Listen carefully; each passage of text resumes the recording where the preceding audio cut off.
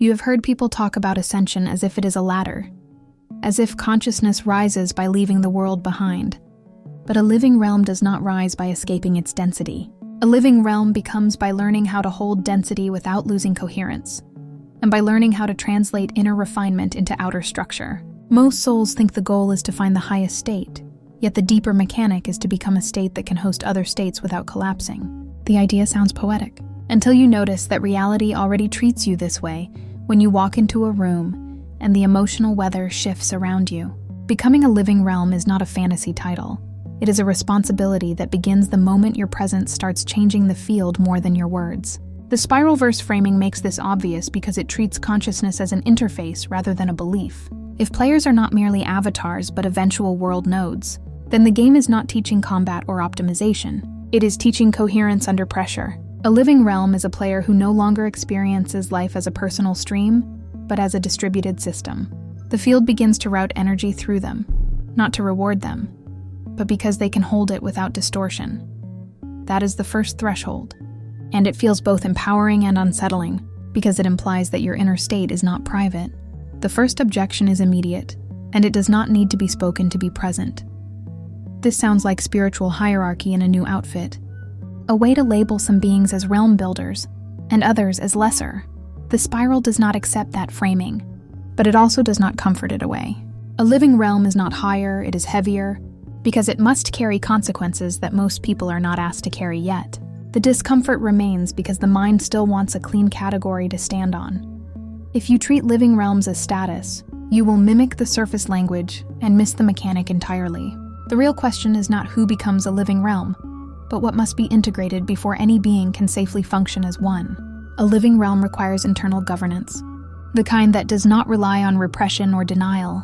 It requires a stable relationship with emotion, not because emotion is the enemy, but because emotion becomes terrain when you start hosting others. It requires clarity about intention, because the moment you become a node, your intention does not only affect your timeline, it affects the routing of energy for a network. This is why the path starts with pressure. Pressure exposes where you still leak coherence. Becoming a living realm has 3 vectors that must be processed before the core insight becomes usable. And the first vector is structural. Structural means you begin to see that reality is not only events but architectures. Your habits are architectures. Your language is architecture. Your attention is architecture. The way you interpret experience is architecture. When you shift one internal architecture, the outer architecture responds, but not always with comfort, because the old system had dependencies built around your previous pattern. A second unspoken objection surfaces here. If this is structural, then it sounds deterministic, like you are trapped inside systems you did not choose. That objection is not wrong, and it should not be resolved quickly, because it forces the next level of precision. You did not choose your earliest structures, but you are choosing whether you keep them. You did not design your initial interface, but you are responsible for whether you keep running it as your operating system. The discomfort persists because responsibility feels like blame when you have not separated the two yet. The structural vector continues by clarifying what a realm actually is. A realm is a set of stable rules that govern what can appear inside it and how it behaves once it appears. Your inner life already has rules, even if you have never named them. If you believe you must earn rest, your realm enforces that rule and punishes you for violating it. If you believe you are unsafe unless you control outcomes, your realm produces constant threat cues to justify the control. These are not moral failures. They are internal laws, and a living realm is a being who has learned how to rewrite laws without creating collapse. Once you understand internal laws, you begin to understand why most people do not become living realms, even when they have profound experiences. Experience does not equal structure. Revelation does not equal stability. Insight does not equal governance. Many people touch high states and then return to the same inner laws that produce the same suffering, because the law was never rewritten, A living realm is not someone who visited a higher dimension. It is someone who integrated a new rule set into their daily resonance until the field around them began to obey it. The second vector is relational, because realms are not isolated environments. They are contact zones. When you become a living realm, people do not merely interact with you, they enter your field. Some will feel relief, some will feel agitation, some will feel exposed, and none of that is accidental. Your tone becomes an atmosphere that highlights what is coherent and what is not. This is why certain people disappear when you stabilize. They were never relating to you. They were relating to the version of you that matched their distortion. Here, another objection arrives. Quiet, but sharp. If your field changes people, then you could become a manipulator without intending to, and you might rationalize harm as resonance. That objection is necessary because it forces the ethics of the spiral to become real. A living realm is not a coercive field. It does not force alignment. It reveals alignment. It offers conditions where truth becomes easier to feel, but it must still allow refusal. If your presence demands obedience, you are not a living realm. You are a control system wearing spiritual language, and the field will eventually collapse you through consequences you cannot manage. Relational processing continues by showing the difference between influence and distortion. Influence is when your coherence invites others into clarity without stealing their agency. Distortion is when your unmet needs shape the space so others must carry them. Many people confuse charisma with influence, but charisma often hides distortion because it binds people through fascination instead of truth. A living realm does not need fascination. It stabilizes through clarity. It does not seduce people into alignment. It makes alignment detectable. This is why boundaries become a realm mechanic rather than a personality trait. A boundary is not a wall. A boundary is a rule that protects coherence. When you are becoming a living realm, you learn that some interactions are not neutral. Some people are not just messy, they are incompatible with the laws you are rewriting. This does not make them wrong. It means their resonance conflicts with the environment you are becoming. If you refuse to hold boundaries, you keep your realm porous, and porous realms are always governed by whoever is most chaotic, because chaos moves fastest in unstructured space.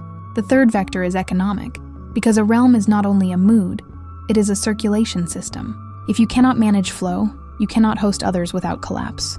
Flow includes energy, attention, memory, inspiration, and the subtle exchange of emotional charge. A living realm learns to circulate rather than hoard. It learns to receive without gripping. It learns to release without resentment. It learns to hold more than it needs without turning that overflow into identity.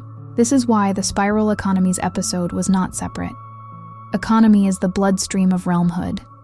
The unspoken objection returns with a different mask. If everything is flow, then nothing is stable.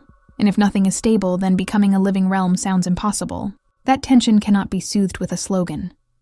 The answer is not to seek permanence, because permanence is not stability. It is stagnation. Stability in a spiral is dynamic. It is the ability to remain coherent while conditions change. A living realm is not a fixed temple. It is a living system that adapts without losing its governing tone. Economic processing also reveals the hidden danger.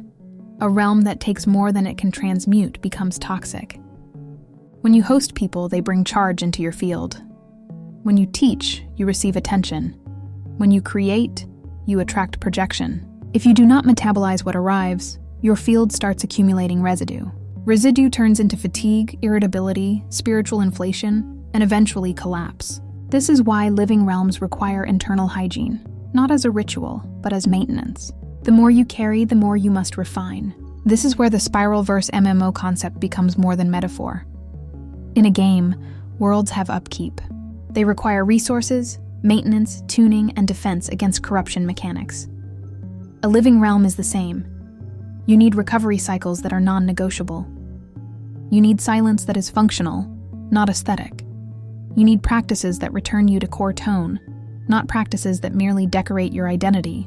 If you skip maintenance, your realm begins to drift, and drift eventually becomes distortion. Now the pressure intensifies because the core insight is beginning to show itself, but it still cannot be allowed to stabilize. The core insight is that you are already a realm, but you might be an unmanaged one. You have already been hosting energies, patterns, and people, but without conscious laws. You have already been circulating resources, but with unseen leaks. You have already been influencing others, but with mixed signals. The discomfort comes from realizing that the realm you are becoming is not something you start later. It is what you are doing now, unconsciously or consciously, cleanly or distorted. If you want an immediate comfort statement, it would be tempting to say that all you need is intention, but that would collapse the narrative too early. Intention without governance creates chaotic worlds. Desire without structure produces unstable realms. High states without hygiene produce burnout and confusion. The spiral does not punish you for this, but it will keep applying pressure until your laws match your aspirations. This is why the teaching must stay unfinished inside you. The unfinished feeling is the engine. To become a living realm, the next requirement is to recognize how your internal laws broadcast outward. Your nervous system is a realm gate. Your language is a realm map. Your attention is a realm currency. Your reaction patterns are realm weather. If your system flinches at uncertainty, your realm becomes hostile to emergence, and new possibilities die before they form. If your system clings to certainty, your realm becomes brittle, and brittle realms shatter when life changes. If your system can hold ambiguity without panic, your realm becomes a nursery for new timelines. This is where people often resist hardest, because the next implication touches identity. If your field is your realm, then your moods matter more than your opinions. Your stability matters more than your declarations. Your integrity matters more than your performance. You cannot talk your way into realmhood. You cannot brand your way into realmhood. You cannot aesthetic your way into realmhood. You become a living realm through the slow, sometimes humiliating work of making your inner system trustworthy. Trustworthy to you first, then trustworthy to the field. The unspoken objection becomes personal here. What if you are not trustworthy yet? What if you have been leaking and calling it service? What if you have been craving and calling it mission? What if you have been controlling and calling it protection?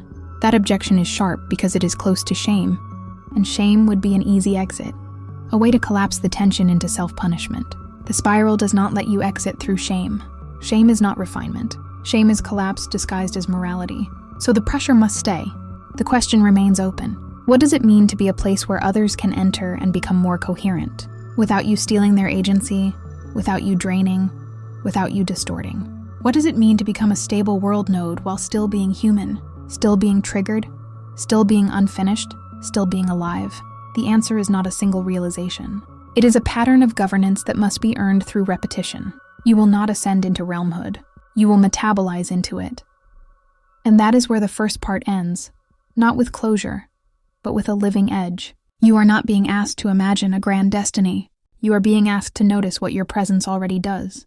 You are being asked to audit what laws you currently enforce. You are being asked to feel where your field is porous and where it is rigid. You are being asked to detect what you circulate and what you hoard, because a living realm is not built by declaring a new identity.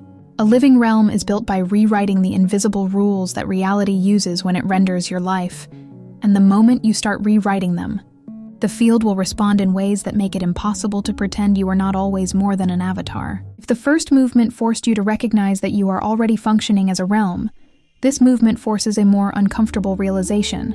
A realm is not judged by what it intends to host, but by what it actually permits to remain. This is where many structures collapse, because allowance feels like compassion until you notice that unexamined allowance is how incoherence hides in plain sight. A living realm does not become safe by being permissive. It becomes safe by being precise. Precision is not control. Precision is alignment between law and lived reality. When your internal laws say one thing and your behavior enforces another, the field reads the enforcement, not the declaration. This is why people can say all the right words about love, sovereignty, or freedom, while their presence still feels constricting. The realm speaks through pattern, not language. Becoming a living realm requires you to accept that your system is already broadcasting rules, even when you are not aware of them. Another resistance surfaces here, subtle but persistent. Precision sounds cold. Law sounds rigid. Governance sounds authoritarian. The spiral does not soften this tension immediately, because the fear is pointing at something real. Laws can become prisons when they are inherited unconsciously, but a living realm does not inherit its laws. It authors them through awareness. The difference between tyranny and coherence is consciousness. A rule you cannot see will dominate you. A rule you can see can be rewritten. This is where the second layer of realmhood becomes unavoidable. You must learn to observe your internal enforcement mechanisms without defending them. Defensiveness is how outdated laws protect themselves. When you feel the impulse to justify a reaction, a boundary, or a withdrawal, you are likely standing at the edge of a law that needs revision. The spiral does not ask you to remove it instantly. It asks you to see it clearly enough that it stops operating in secret. A living realm is not optimized for comfort. It is optimized for truth propagation. This does not mean harshness. It means clarity that does not dilute itself to avoid friction. When your presence becomes clearer, some people will experience it as kindness, others as threat, and both responses are data. If you try to manage how your clarity is received, you introduce distortion back into the system. A realm that bends its laws to preserve approval slowly destabilizes itself. The next vector unfolds here, and it is temporal. A living realm changes how time behaves around it, not in a mystical sense, but in a functional one. When your internal processes are fragmented, everything feels rushed or stalled because energy leaks into unresolved loops. When your internal processes become coherent, time begins to feel spacious without slowing. Events align without force. Decisions crystallize without urgency. This is not magic. It is the removal of internal drag. The unspoken objection sharpens again. If time responds to coherence, then failure to achieve coherence feels like personal inadequacy. That thought tries to pull you into self-evaluation instead of system evaluation. A living realm does not blame itself for instability. It diagnoses it. Blame collapses inquiry. Diagnosis opens refinement. The spiral does not reward self-judgment. It responds to structural change. Temporal mastery also reveals why many people misinterpret acceleration as growth. Speed can feel like progress when you are escaping discomfort. But realms that move too quickly without integration fracture. This is why the spiral introduces pauses that feel inconvenient. These pauses are not blocks. They are load balancing. When you resist them, you accumulate pressure that later appears as burnout, confusion, or loss of meaning. A living realm learns to respect timing as a structural constraint, not an obstacle. As timing stabilizes, the relational field shifts again. People stop approaching you only for validation or extraction. Some will approach for resonance. Some will approach to test your laws. Tests are not attacks.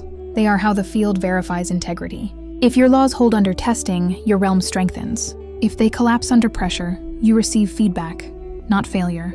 The discomfort here comes from letting interactions reveal truth instead of controlling outcomes.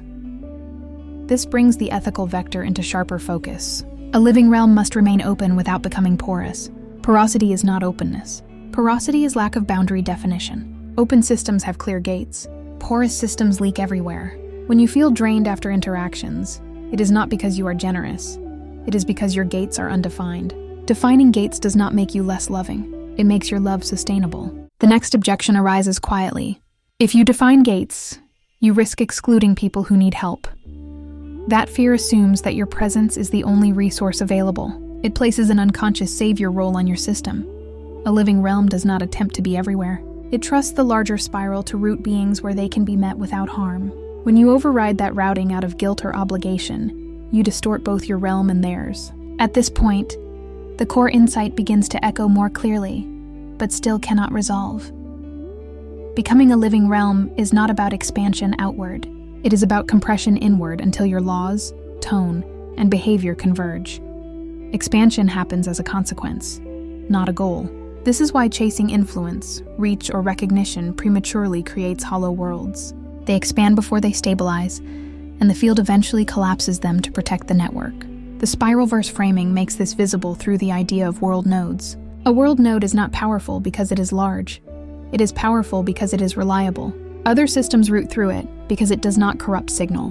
Reliability is rare because it requires humility without collapse and authority without domination. It requires you to know what you can hold and to refuse what you cannot without shame. Another resistance appears here, sharper than before. Refusal feels like failure.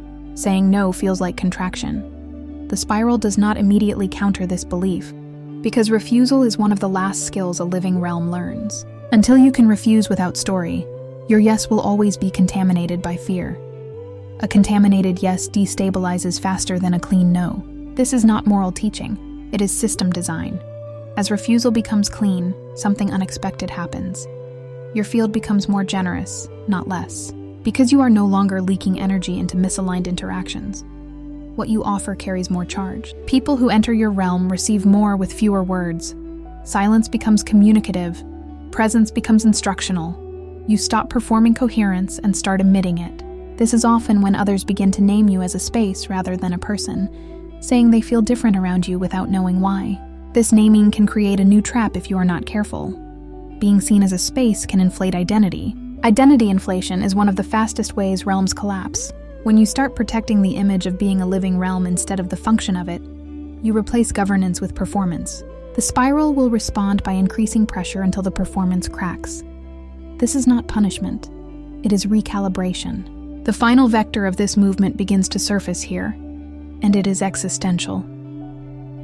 A living realm changes how meaning itself is experienced. Meaning stops being something you seek and becomes something that arises from coherence. You no longer ask what your purpose is in abstract terms. You ask what your system is currently optimized to serve. Purpose becomes dynamic, responsive, and local, rather than static and symbolic. This destabilizes many spiritual narratives that rely on fixed missions or cosmic assignments. The discomfort is real, because fixed purpose feels secure. Dynamic purpose feels exposed. But dynamic purpose is the only kind that can adapt without breaking. A living realm does not cling to a single function. It evolves function as the field evolves. When you resist this, you turn purpose into a cage instead of a conduit. Now, the core insight is close enough to feel, but still not permitted to settle. You are not becoming a living realm in the future. You are either refining the realm you already are, or you are letting it run unmanaged. There is no neutral state. Awareness is what makes this realization heavy, because it removes the fantasy of postponement. You cannot unknow how your presence shapes space once you see it. If reassurance were offered here, it would collapse the work. So instead, the spiral leaves you with a final pressure point. If your inner laws were made visible, would you want to live inside them? If your presence were rendered as a place others could enter, would it be nourishing or chaotic? If your tone were treated as weather, would it be predictable or volatile? These questions are not judgments. They are diagnostics. The second movement does not end with resolution. It ends with responsibility that does not yet feel stable. You are not asked to fix yourself. You are asked to observe the laws you are enforcing. You are not asked to expand faster. You are asked to compress distortion until clarity becomes unavoidable. You are not asked to save others. You are asked to become a place where truth can arrive without being bent. The spiral holds the final stabilization back, because stabilization belongs to the last movement. For now, the realm remains in refinement. The field remains responsive. The pressure remains active. And if you feel unfinished, that is not a flaw in the transmission. That unfinished sensation is the sign that the living realm you are becoming has not closed its gates prematurely, and that the system is still alive enough to evolve.